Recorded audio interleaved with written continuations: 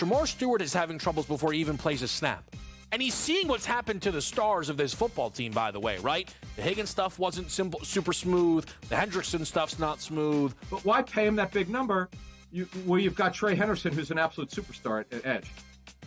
You always build a defense. Why haven't the Bengals been back to the Super Bowl in the last 4 years? It's real simple. Game time decisions only on SportsGrid.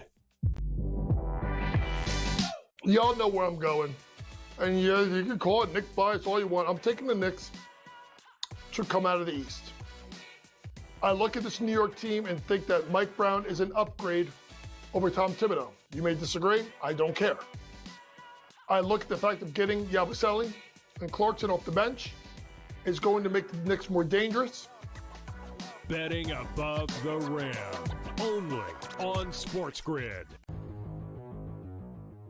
The approach with Marion Hampton is, if you're going to draft him aggressively and early, you better be patient, because it might take half a season before he really takes over this backfield, and it might never happen this year, depending on how Harris performs. Gadsden and Disley so far not fantasy relevant at this time. Again, a more run-heavy offense. Hampton and Najee Harris, very intriguing, but the ADP, I think, on both of them is slightly off. Fantasy sports today, only on SportsGrid. Eric Skubal, another incredible performance. I mean, almost going 7-8 innings again, striking out a ton. I mean, I kind of felt like the Tigers really wanted that win. There's a bit of narrative to it that people like to buy into, or, kind of, I don't want to say push a narrative, but the fact that he's doing what he did last year, but better, and is now in a spot to repeat, like, there's something to be said. NewsWire, only on SportsGrid.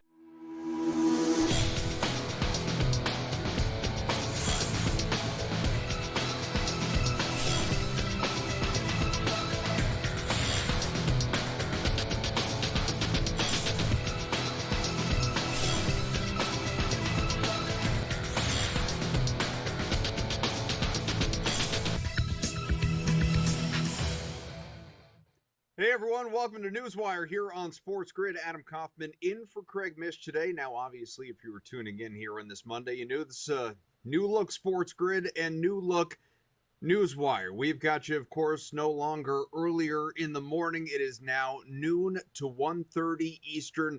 That's right, an hour and a half, not just an hour. So that much more news and things to talk about across the entire landscape that is professional, collegiate, and the legal elements of sports, betting, gambling, fantasy, you name it. Let's dive on in with some of the headlines, some of the things that are happening of late across sports, all levels for that matter. And ironically, we begin the world of basketball. I know it's baseball season, it's football season, even golf, but basketball. Jontay Porter, who you may remember dating back to last year in the NBA season, had been banned from the league. That's right. Not suspended, banned from the league for his role in a gambling scandal that involved betting on his own games. Well, his sentencing date is approaching. We have learned it is going to be December 10th in New York, sentencing for felony wire fraud. He could serve up to 4 years in prison, as you can see on that graphic there. Porter is still hoping to play professionally in Greece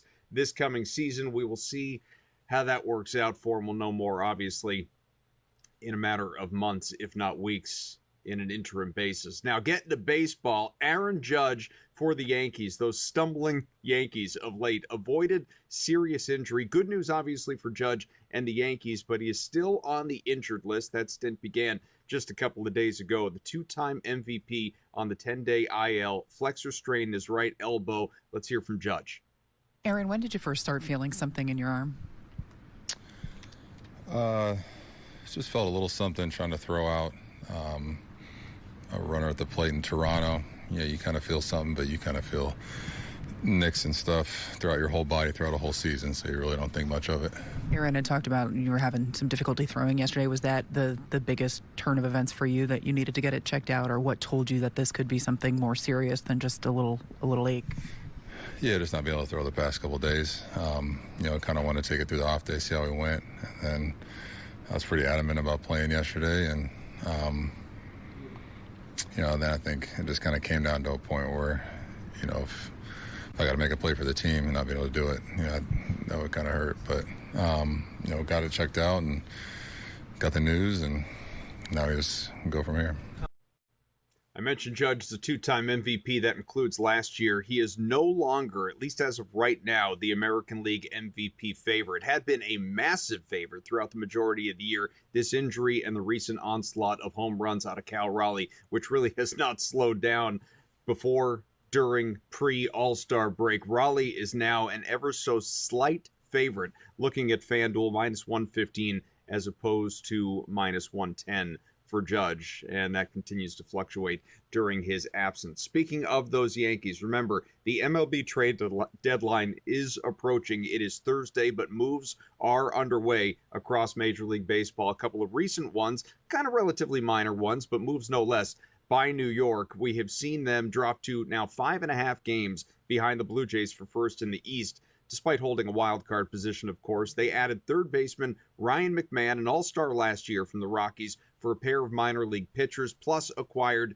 journeyman utility fielder Ahmed Rosario from the Nationals for a pair of minor leaguers as well. Now, the Royals, they brought in a veteran outfielder, Randall Grichuk, from the Diamondbacks, sixth team in 12 years. He has really bounced around the bigs. Not, again, a high-impact addition. Much bigger news for the Royals is a guy that they are not acquiring, but rather keeping, and that is Seth Lugo. A lot of people wondered with the Royals, sitting at a state of mediocrity for a good chunk of this season, would they be sellers? Would they potentially, in a walk year, get rid of Seth Lugo? Well, he is sticking around.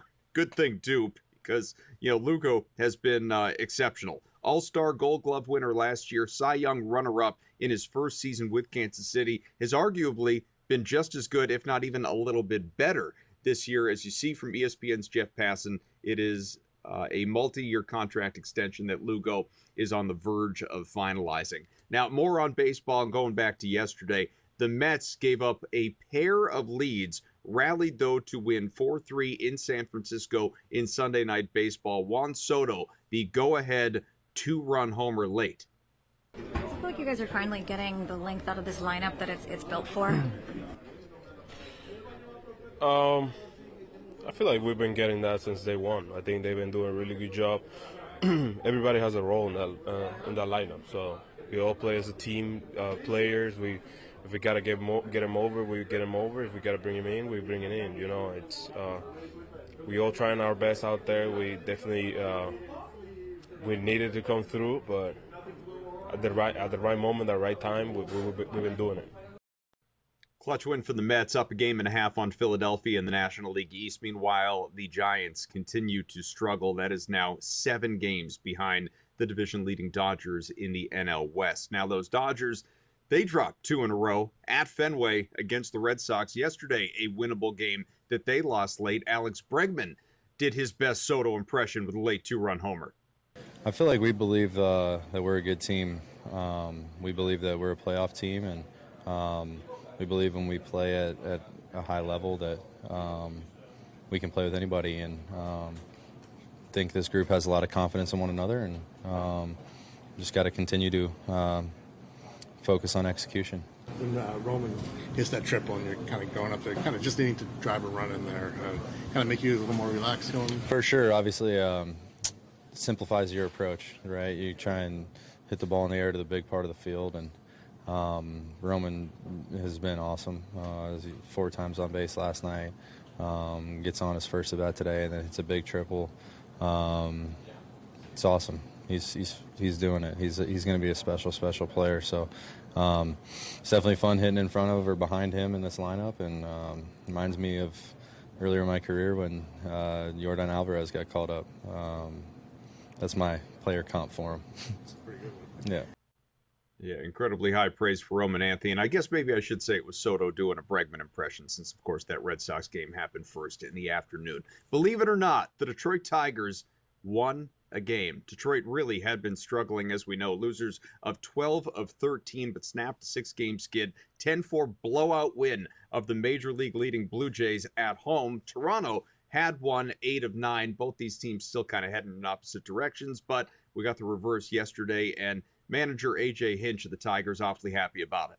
It's a sense of accomplishment. I mean, obviously, we've needed, a good feeling at the end of the day all week, and then if you go back, if you want to, you can keep going. So, obviously, it's a fun win. It's a good win.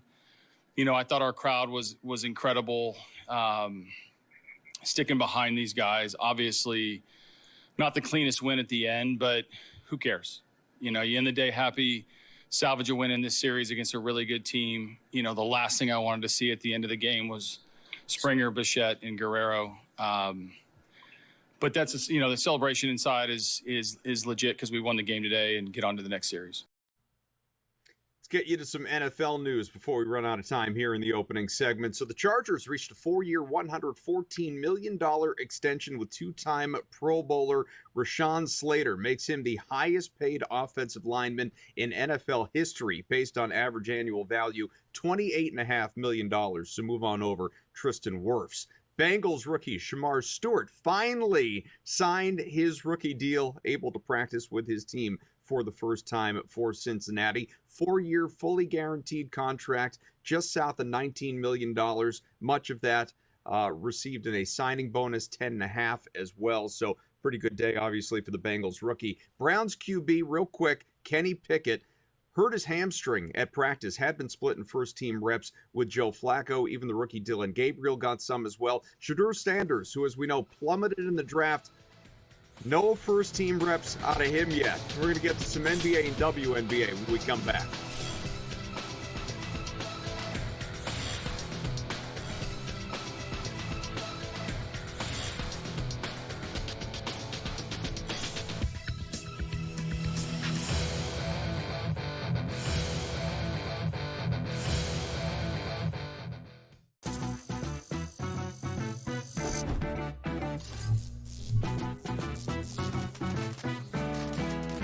New to casinos and not sure what to play? Well, try blackjack first. It has a lower house advantage compared to other table games, making it especially player-friendly. Now, go get lucky. See you in Las Vegas. Let's get lucky. What do we always say? Follow the money. They just gave Derrick Henry an extension. Do you think the Baltimore Ravens are concerned about it? Doesn't seem like it. And if the Baltimore Ravens aren't concerned, then we shouldn't be concerned either. Because Derrick Henry is a freak of nature. He is a special boy. That's what he is. Derrick Henry is unbelievable. And every year, and then this year too, he's going to get undervalued in drafts. He's going to go after Ashton Genty. Fantasy Sports Today. Only on SportsGrid. Talk to any player. Hey, used to get 18 sacks, got 7 last year. Maybe it's a defensive scheme. I don't like it at the end of the season. Oh, he's got to earn his trust back. No, he doesn't. Just show up at camp the next year and start to dominate once again, and everybody will forget. You're telling me in game number 1, the Miami Dolphins going deep, Tyreek Hill, 6 catches, 144 yards and 2 touchdowns. Oh, man, we're still working in process. No, you're not. The minute you get back on the field, dap it up, get after it, and have a good season. The Early Line, only on SportsGrid. Bronny's not going to be an all-star. Bronny is one of the most notable names in the league and legitimately going from people's conversations of why is he ever allowed on an NBA court to, no, Bronny's like the 9th man on the Lakers. That is a legitimate leap that I think people would genuinely respect quite a lot, JY. Betting above the rim. Only on SportsGrid.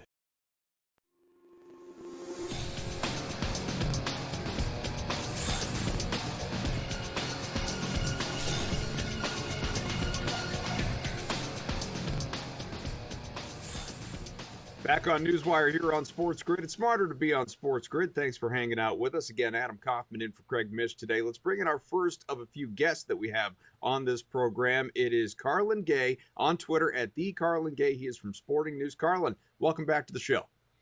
Adam, appreciate you having me. Hope you're staying cool up there in the Northeast. As best I can, anyway. You know, I think the heat wave is behind us, but I'm not rushing away summer. I'll take the heat over the cold any day, believe me. So we're going to get to some WNBA. Let's start on the men's hardwood, though, with a big story, relatively big story, out of Chicago with Billy Donovan sticking around. It's going to be a multi-year extension for a guy that has been at the helm kind of disappointing, honestly, tenure with Chicago to date. Obviously, he's been there for 5 years already, and had a brief overture in the offseason from the Knicks as well. But 195 and 205 in Chicago, 2 straight 39 and 43 seasons, a third straight loss in the play-in tournament, just the one trip, obviously, to the postseason. I'm not giving good numbers here, so I think it's a good way to take us in, Carlan, to, was this the right move for Chicago?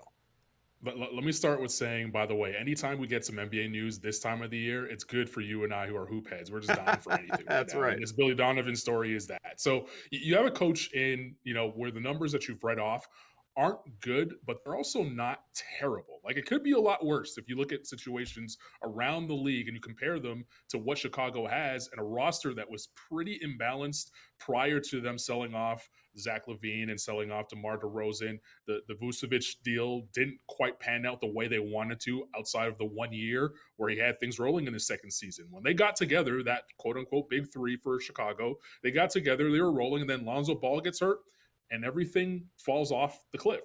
And, I don't know if that's Billy Donovan's fault, right? Like, I think he got the best of what he can out of this roster. A lot of injuries, a lot of mismatches between players, a declining superstar in DeMar DeRozan, a declining superstar in Zach LaVine, and to get to the play-in tournament with a chance to try and go through to the playoffs, credit Billy Donovan for what he's done. Now, would I give him the extension? Probably not. I would have let him play it out and see what we had at the end of the year and said, all right, let's see how you do when your job's on the line.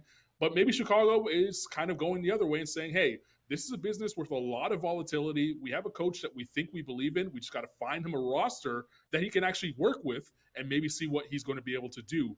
This is a rebuilding process in Chicago, so that timeline is going to be a little longer to figure out exactly what Billy Donovan could do with a good team. Just be patient if you're a Chicago Bulls fan, and I know you've been tired of hearing that. You've been hearing that since Derrick Rose went down with a knee injury, right? Be patient. I'm saying it again. Be patient. I think Billy Donovan is a good coach who, by the way, is going into Hall of Fame in a couple of months. So just be patient. You have a good coach. Now you just got to get a good roster. Blame the front office, not Billy Donovan, by the way. Producer Frank will blame me because I'm going to go off rundown already. But like you said, Hoophead's starving for basketball news this time of year. We will get into women's basketball, but are you buying into, look, it's best shape of your life season in football, right? That's all we're hearing out of training camps. But are you buying into, the media tour around Luka Doncic right now and all the weight loss and best shape in my life and like cover a men's health, all this stuff?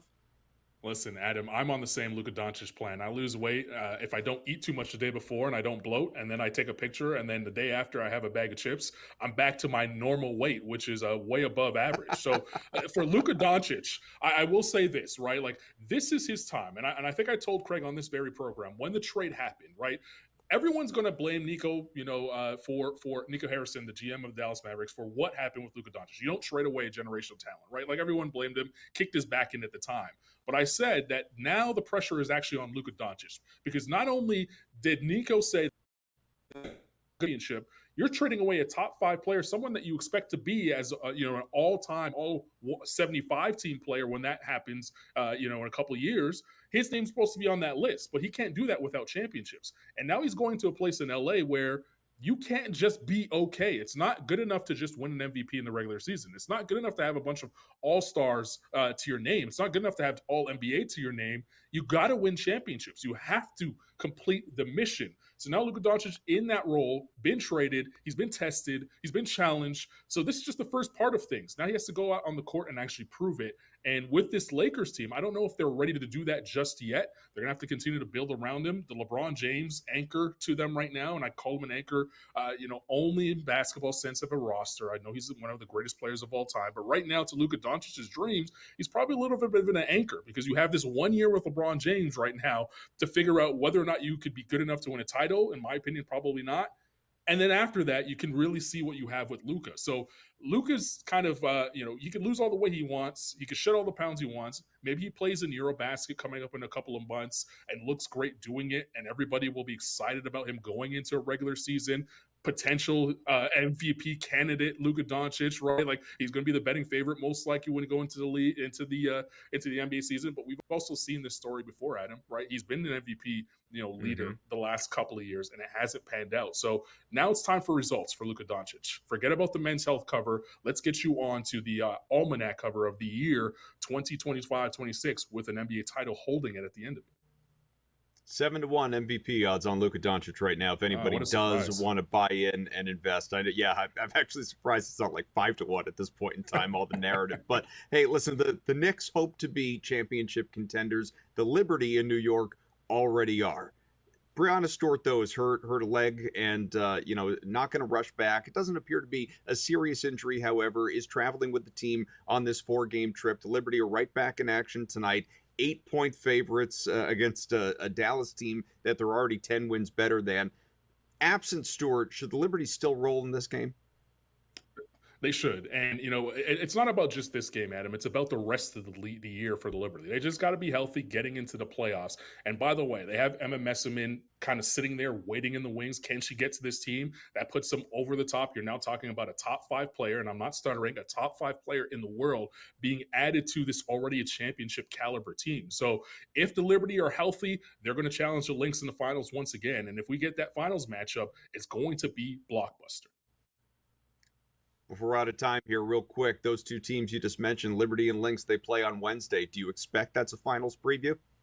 The Lynx got to send a message in that game, right? Like, and if we're going to give the MVP trophy, by the way, which is well deserving for Nafisa Collier, she has to show up and have a big game. I'm going over on all of her totals in that game. Carlan Gay, the Carlan Gay on Twitter from Sporting News, a regular here on NewsWire. Carlan, really appreciate the time. Look forward to chatting with you a lot more in basketball season when the men roll around as well.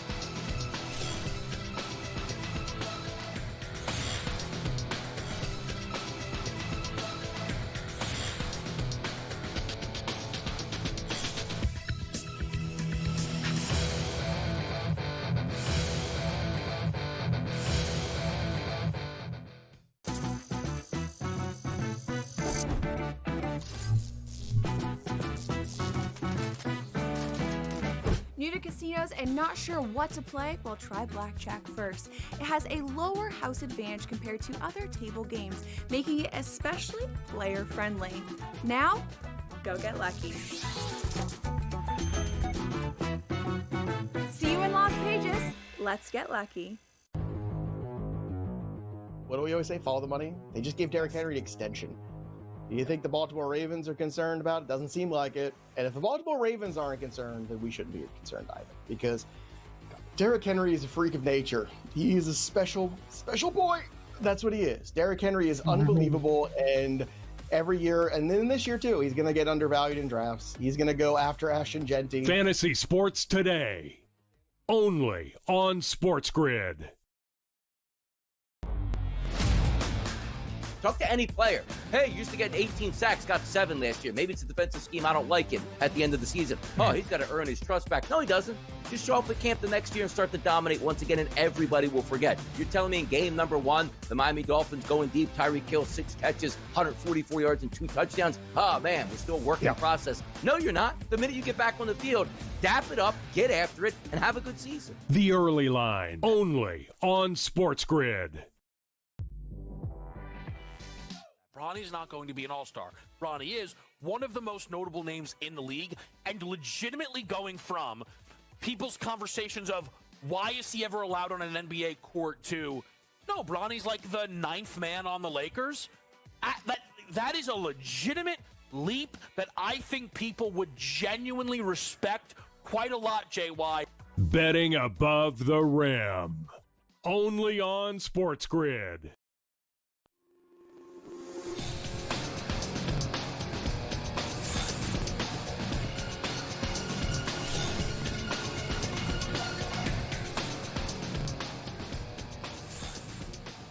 Welcome back to NewsWire here on SportsGrid. It is time for the NewsWire SportsGrid Sound Off.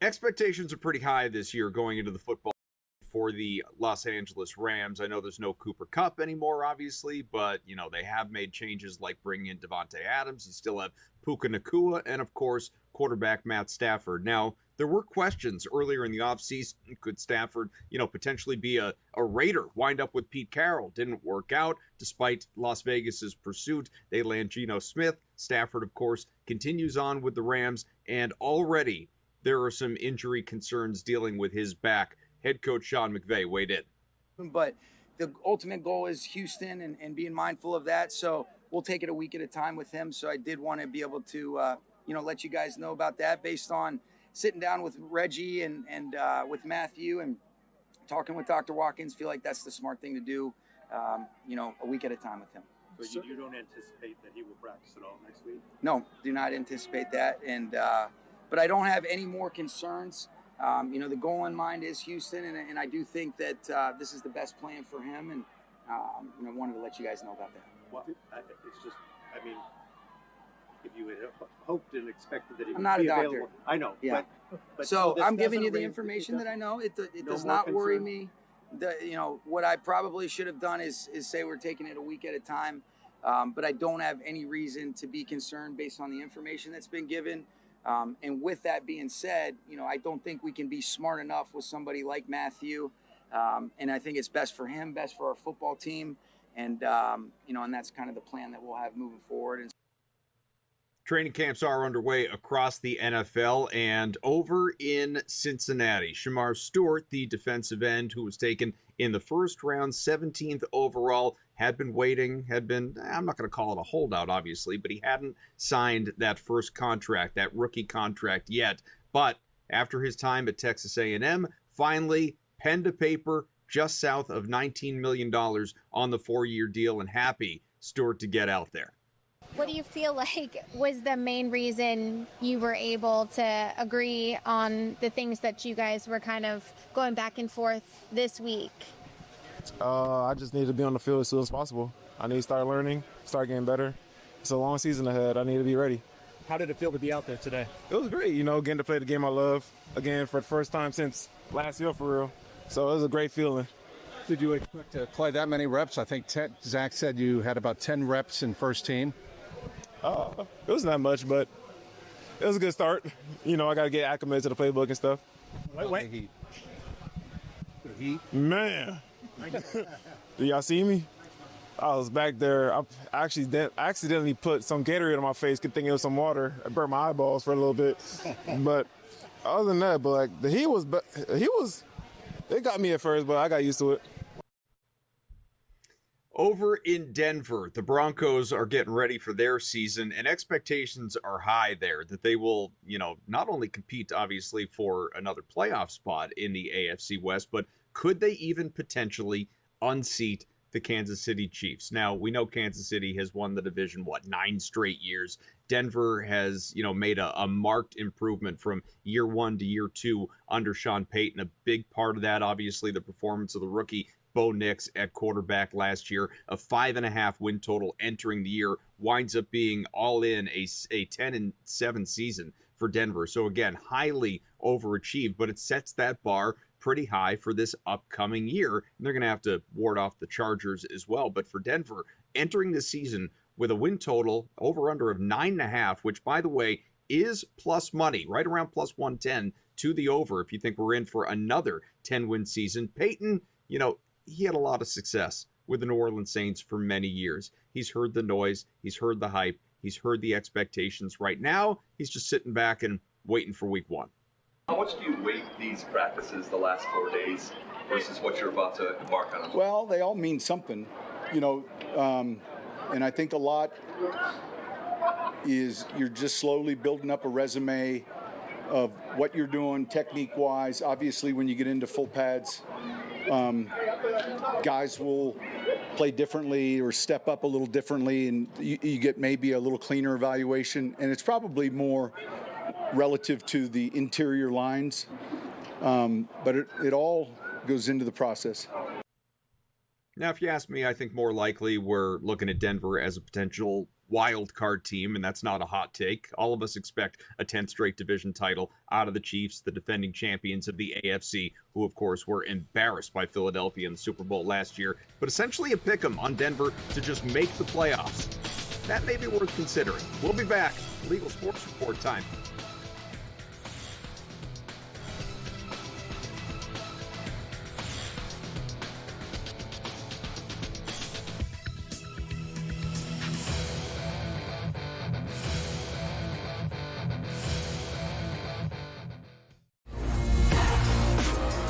My mind, I was able to think and process.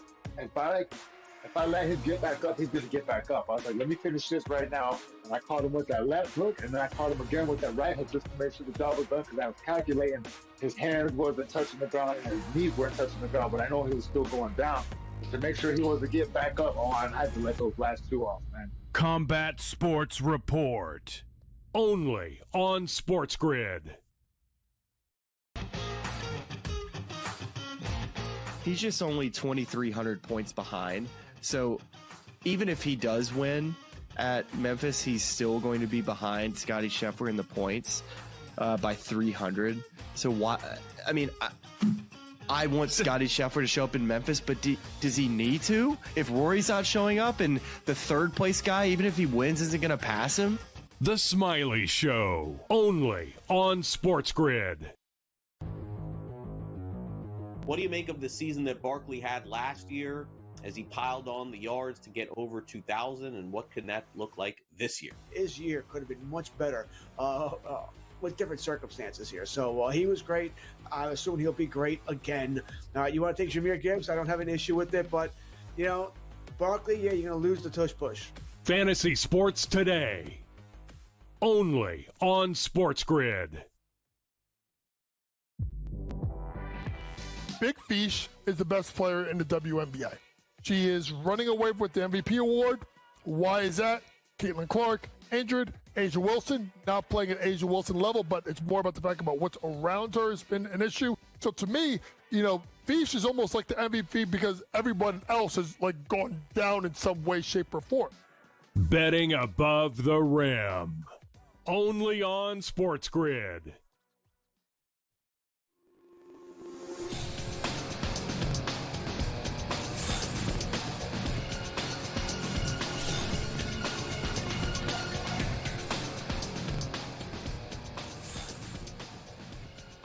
Welcome back to NewsWire here, and as I mentioned, it is time for the Legal Sports Report portion of the program where we all get just a little bit smarter, quite frankly. We welcome in Pat Evans, who is on Twitter at Pat Evans. Pat, good to see you. Good to see you, Adam. I love chatting with you. All right, likewise. Well, let's get into some of what is happening in the gambling and gaming and casino world across the legal ends of this, and we go to the state of Ohio, where Governor Mike DeWine basically is, I'll let you go more in depth, but, kind of the quick bullet on this is, not into it. DeWine does not want, he's concerned about, addictions surrounding online gaming, does not want to see, legalized gambling obviously happening there in Ohio. What do you make of what we're hearing right now versus where we're going? Yeah, it's a really interesting situation there with the governor in Ohio, because he's kind of been really aggressive when it comes to taxing sports betting. I mean, initially it launched in Ohio with a 10% tax rate. That's very reasonable. The industry loved that rate. But then less than a year after sportsbooks launched, DeWine proposed to double it. And so it passed in the budget, went to 20%. Then this year, 2 years later, he decided he wanted to propose in his proposed budget to doubled that again from 20 to 40%. Lawmakers then didn't go along with it. In fact, last year they put out a report that said, the first tax hike was way premature. Then they also in that same report said, hey, it's a good idea to increase taxes? Online casino. And so that last year we saw an online casino bill, kind of the first one get introduced. It didn't do anything. Then we had two more, one in the House, one in the Senate, introduced this year. There was a hearing on it. Didn't move, but it got the conversation started.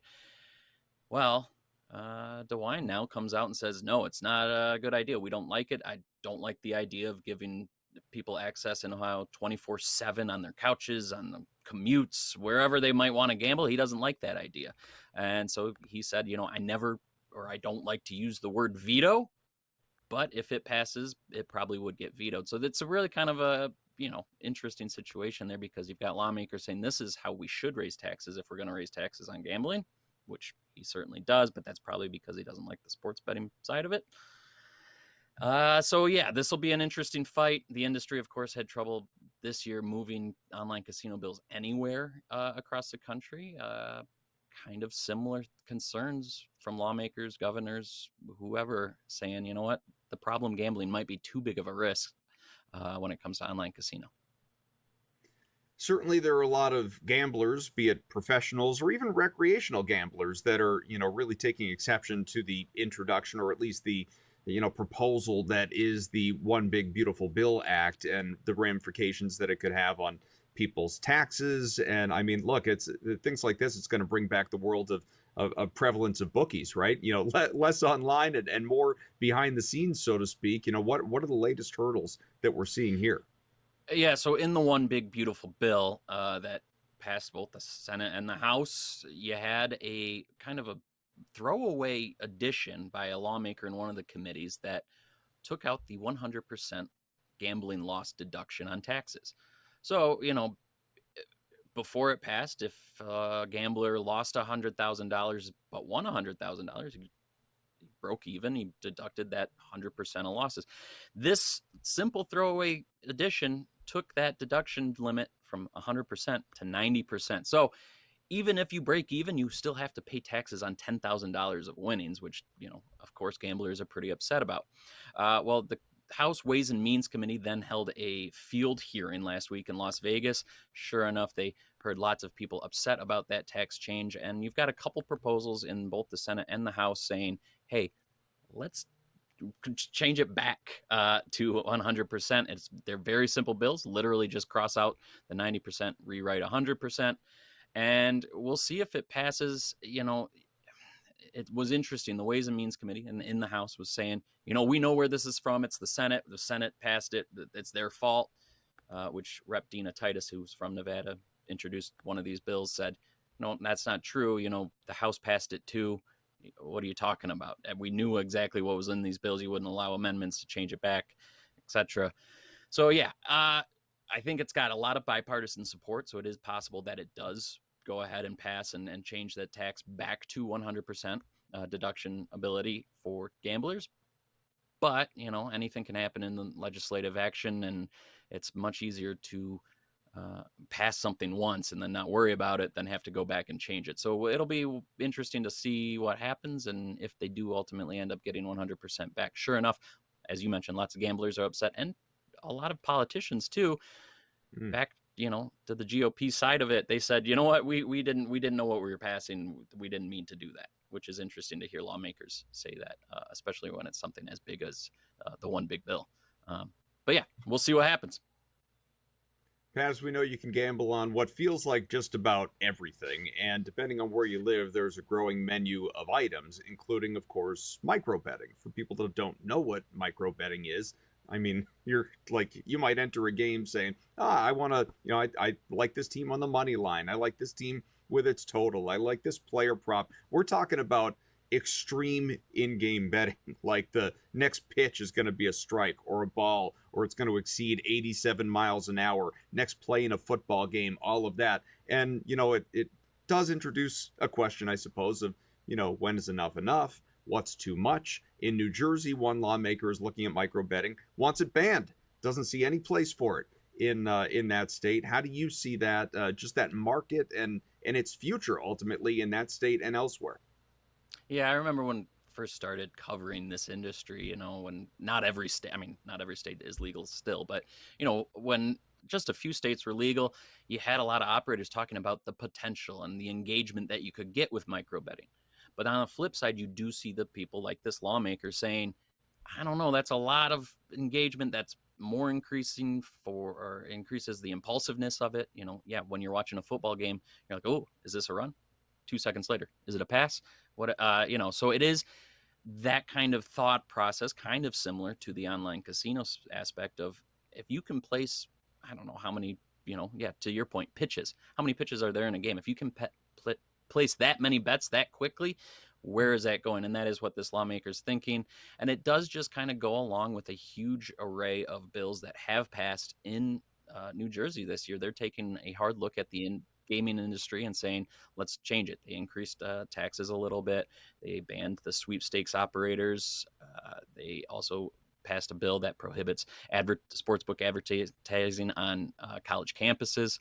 And so that's what you're looking at, is just a lot of kind of furthering the regulations on sports betting and gambling as a whole, which I think kind of, again, looking back at Ohio, you're going to see more and more states kind of look harder at placing a little bit tighter guardrails because, there is a lot of nationwide headwinds against online gambling, whether it is sports betting or online casino. And you're starting to see things at the federal level going, maybe we need nationwide framework on advertising, on problem gambling, things that need to be in place to make sure this is a safe industry, safer than maybe it is regulated state by state. So you're seeing some states, including New Jersey, which of course has a long history of gambling industry, kind of tighten it up a little bit.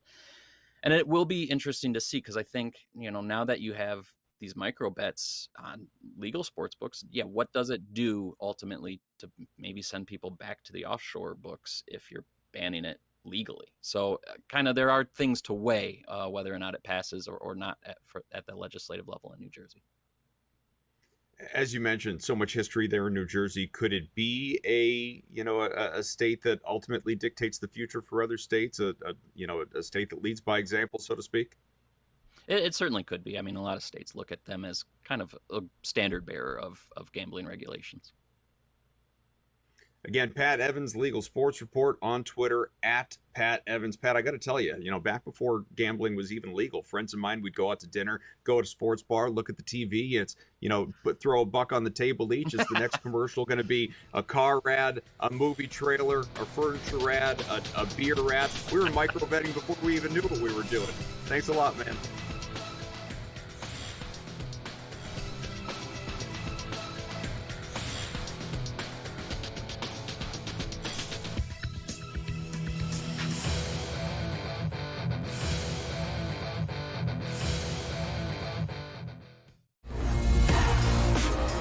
My mind, I was able to think and process. And if I let him get back up, he's going to get back up. I was like, let me finish this right now. And I caught him with that left hook, and then I caught him again with that right hook just to make sure the job was done, because I was calculating his hands wasn't touching the ground and his knees weren't touching the ground, but I know he was still going down. To make sure he wasn't getting back up, I had to let those last two off, man. Combat Sports Report. Only on SportsGrid. He's just only 2,300 points behind. So even if he does win at Memphis, he's still going to be behind Scottie Scheffler in the points by 300. So why? I mean, I want Scottie Scheffler to show up in Memphis, but does he need to? If Rory's not showing up and the third place guy, even if he wins, isn't going to pass him? The Smiley Show. Only on SportsGrid. What do you make of the season that Barkley had last year as he piled on the yards to get over 2,000, and what can that look like this year? His year could have been much better with different circumstances here. So he was great. I assume he'll be great again. You want to take Jahmyr Gibbs? I don't have an issue with it, but, Barkley, you're going to lose the tush push. Fantasy Sports Today. Only on SportsGrid. Big Fish is the best player in the WNBA. She is running away with the MVP award. Why is that? Caitlin Clark, injured. Asia Wilson, not playing at Asia Wilson level, but it's more about the fact about what's around her has been an issue. So to me, Fish is almost like the MVP because everyone else has gone down in some way, shape, or form. Betting above the rim. Only on SportsGrid.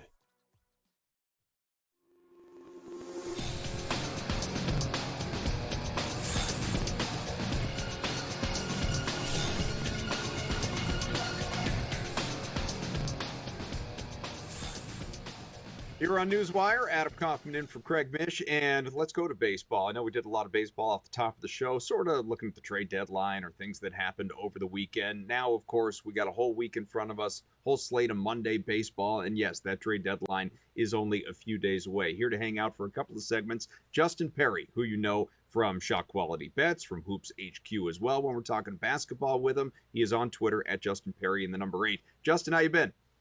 Adam, good. Glad to be here. And it's baseball season. We are more than halfway through the crunch time of the year. Everyone's talking about who's holding leads, who's going to be the number 1 seed, who's going to make the playoffs in those exciting wild card races. It is starting to be, I think, the time where everyone starts to filter in and really pay attention to what's going on in the MLB. So I'm excited. I'm loving it. How about you? I mean, I'm having fun watching it. I'm not sure I'm having a lot of fun betting it, but that's another story altogether. The Mets, I'll tell you what, though. I was on the Mets yesterday, and they finished off their sweep of the Giants, still out west against San Diego, starting that series tonight. But this is now 7 straight wins for the Mets, and it was really only a few weeks ago that I was having a conversation, maybe even on this show, about how, hey, the Mets, they're struggling right now. Do we jump off the ship? Do we, put our stock in Philadelphia? Who's gonna? It's like, blips happen, ebbs, flows. Certainly, bettors of baseball know that, but teams go through it just the same. And now New York is riding that hot streak and has one of the best records in all of Major League Baseball. The question ultimately is, though, are we buying? I honestly think we are buying a little bit here on the Mets. I'm excited about some of the young talent. We saw Mercurio go for 4 for 4 yesterday in that game, leading the way for the big win alongside, of course, Juan Soto, who I believe still, even as a Yankee fan, I know he is one of the best baseball players on the planet, at least one of the best hitters on the planet for sure. And so you start pairing up all these factors. You have Pete Alonso, who is just another behemoth hitter. At shortstop with Lindor is basically a cheat code. There are very few power hitters like him playing in the middle infield right now in baseball. Now, all of a sudden, you're fixing Francisco Alvarez's swing down in the minors, and he's coming back up, and you're going to have him battle out for spots against Luis Torrens. I think this is going to be a really good second half for the Mets. I'm a big Francisco Alvarez fan. I think he's been waiting to sort of get his swing back. There was some controversy about how he was really doing in terms of the hitting coach with the Mets, and he went down to the minors and now is just, swinging. Everything's going for extra base hits. So if they can add in another bat, they add in Mercurio, they have everything cooking. All they need is Senga to not let up more than 3 runs in a start, and all of a sudden things start falling into place for the Mets. They have a little bit of question marks around some starting pitching, but could we see a move? Maybe. I don't know. They're definitely still one of the favorites in the National League that I think is more open than people maybe give credit. Even the Central feeling kind of open. Now, I know that's not the Pittsburgh Pirates, who did take 2 of 3 against Arizona. Paul Skeens actually got run support. Imagine that. But at the top of that division, we got 3 teams that are starting to heat up. There was a little bit of a dip there for the Cubs briefly, but atop the division, or tied for the top of the division with the Brewers right now, 6-4 over their last 10, 7-3. Milwaukee in its last 10, same as Cincinnati with 4 straight wins, who is 6.5 back in the division, likely not going to win it, but is in the mix for one of those wild card spots as we sit here with about a third of the season left. How do we go about handicapping this division? Oh, this is maybe the toughest question in baseball right now. For me, it's the Brewers and the Cubs. I'm a big fan of the Cubs. I took a little bit of Cubs to win the pennant at plus 900 about a month ago.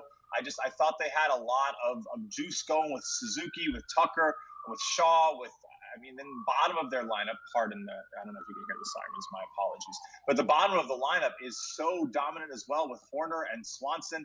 And you're not even talking about some of their best talent in PCA. There's just so much to go off of with this team. I'm honestly really excited about what they're able to do night in, night out. So I'm kind of there. I think, the problem with me for the Brewers, Adam, is that their offense always seems to lack a little luster. They always win on the back of the pitching. They seem to do very well at home. And then, they seem to get into the end of the season, into crunch time, and the offense can't jump to that next level. You get their opponents seem to raise the pitching level, and they can't really raise the offense in the same way, and they fizzle out. So I'll take the Cubs. I have so many questions around Yelich, Frelick, Contreras, there's just a lot of guys. Churio, who's still so young, can they actually continue to do it? I think I take Seiya Suzuki and Kyle Tucker to sort of lead the way there with a little bit more experience for the NL Central. You got some people that are not happy with you right now. Man. They're coming your way.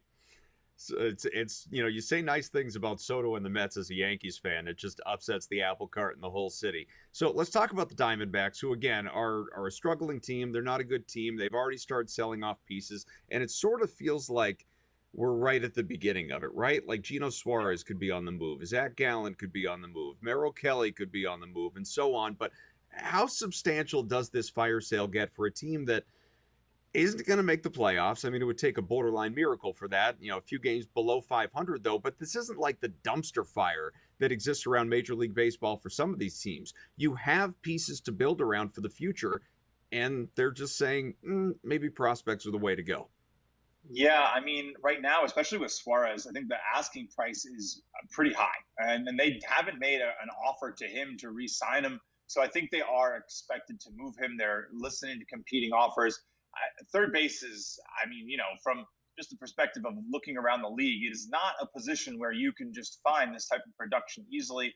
We just saw the Yankees go and get McMahon from Colorado, and I'm honestly thinking that's a good fit. So I expect them to cash in. This is exactly what you want to do. I know maybe fans or people who like this composition of players might be disappointed, but you want to get this haul back. You want to build the right way. You want to see if you can get a diamond in the rough or even a true stud prospect to continue to look to the future. Ketel Marte at second base is such a great piece, and they have a lot of young talent already. They should be looking to continue to build traditionally. I think it's the right call. We're going to hit a break here in a moment. We'll get your thoughts on this on the other side. But just to start the process and to fill you in, a tweet from Jeff Passan, ESPN, that Guardians closer Emmanuel Clase has been placed on non-disciplinary paid leave as part of MLB's sports betting investigation. Clase, the second Guardians pitcher on leave tied to the investigation, joining Luis Ortiz. Now, this is a multiple-time All-Star, a Cy Young candidate, top 3 vote getter last year. What's it mean for now? We'll come back.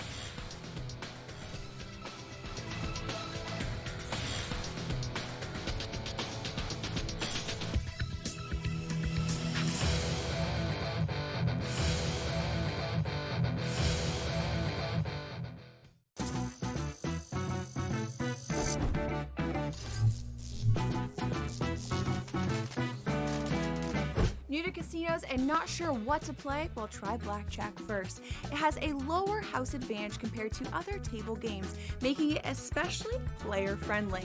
Now, go get lucky. See you in Las Vegas. Let's get lucky. What do we always say? Follow the money? They just gave Derrick Henry an extension. Do you think the Baltimore Ravens are concerned about it? Doesn't seem like it. And if the Baltimore Ravens aren't concerned, then we shouldn't be concerned either. Because Derrick Henry is a freak of nature. He is a special boy. That's what he is. Derrick Henry is unbelievable. And every year, and then this year too, he's going to get undervalued in drafts. He's going to go after Ashton Genty. Fantasy Sports Today. Only on SportsGrid. Talk to any player. Hey, used to get 18 sacks, got 7 last year. Maybe it's a defensive scheme I don't like it at the end of the season. Oh, he's got to earn his trust back. No, he doesn't.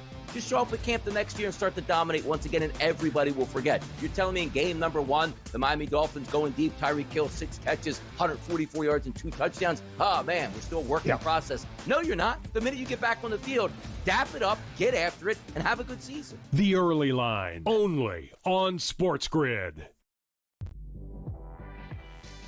Bronny's not going to be an all-star.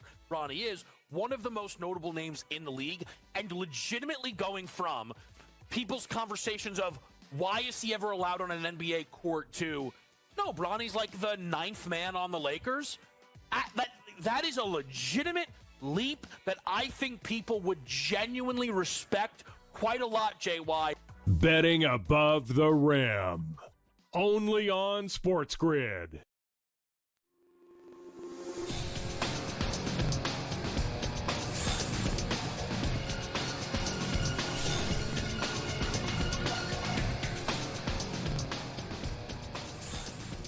We're talking baseball here on NewsWire with Justin Perri from Shot Quality. And just to, again, if you are only just joining us, fill you in on some breaking news out of Major League Baseball. Jeff Passan, ESPN, tweeted out only a couple of minutes ago that Emmanuel Clase, the Guardians closer and former All-Star, Cy Young contender, all of it has been placed on leave by the team, specifically non-disciplinary paid leave as part of MLB's sports betting investigation, which also includes a teammate there, Luis Ortiz, the right-hander.